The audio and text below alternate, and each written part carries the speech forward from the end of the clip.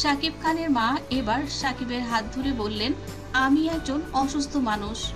দুটি বউ যখন আমাকে ফোন করে আলাদা আলাদাভাবে তাদের দুঃখের কথা আমার সঙ্গে শেয়ার করে, আমি আসলেই ইমোশনাল হয়ে যাই।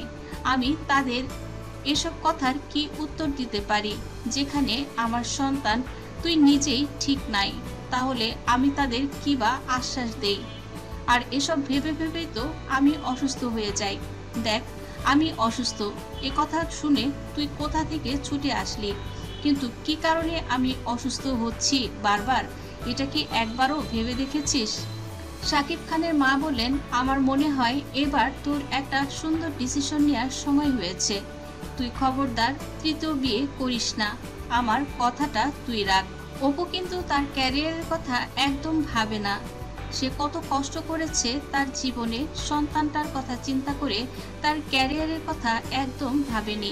শাকিব খানের মা এবার আবারও বললেন, তোর জন্মের সময় তোর বাবা আমার পাশে ছিলেন, আমার যাবতীয় সব কিছু সেই করেছেন, কিন্তু অপু যখন প্রেগনেন্ট ছিল ওর পাশে পর্যন্ত তুই ছিলি না। তারপরও এই মেয়েটা তোকে কতই না ভালোবাসে। একজন মায়ের কাছে বা একজন স্ত্রীর কাছে বা একটি সন্তানের কাছে কত বড় আশীর্বাদ, এটা শুধু একজন স্ত্রী, একজন নারী বলতে পারে। তুই বাবা, যত যাই করিস বিয়ে করিস না, আমাকে তুই কথা দে।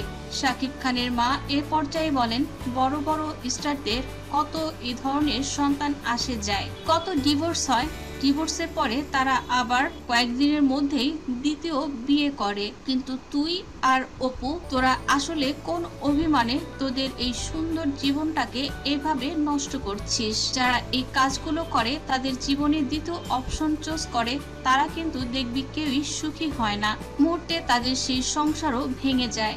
কত সন্তান তাদের জীবনে আসে যায়, এটা তারা কোনো পাত্তাই দেয় না। তুই বরাবরই একজন স্টার হয়ে তোর কথাই ভেবেছিস। এখন দেখ, তুই কিন্তু দ্বিতীয় বিয়ে ঠিকই করেছিস, বুবলিকেও বিয়ে করলি, এখন বুবলিকেও তুই তালাক দিতে চাস। সেই ঘরেও একটি সন্তান আছে তোর, সে জাতের কথা তুই একটু ভাব। এবার শাকিব খান মাকে থামিয়ে দিলেন, বললেন, তুমি সবসময় আমি আসলেই এটা সেটা বলতেই থাকো।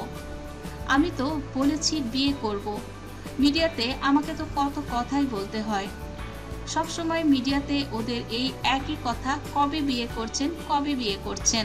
ওদের মুখ বন্ধ করতে আমি তো বরাবরই বলে আসছি, কিন্তু কই, আমি তো বিয়ে করিনি। এসব নিয়ে তোমাকে বা এত কেন ভাবতে হচ্ছে?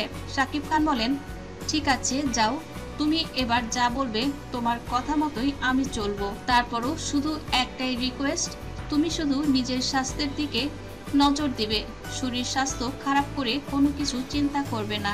শাকিব খান এবার মাকে জড়িয়ে ধরে বললেন, মা, তোমার কিছু হয়ে গেলে আমি বাঁচব না। আমার এই পৃথিবীতে তিনটি মানুষকে আমি খুব বেশি ভালোবাসি, তার ভিতরে সর্বপ্রথম তোমার স্থান, তারপর আমার দুটি সন্তান। তোমাদের খারাপ ভালো কিছু হয়ে গেলে আমি নিজেকে কখনোই ক্ষমা করতে পারবো না।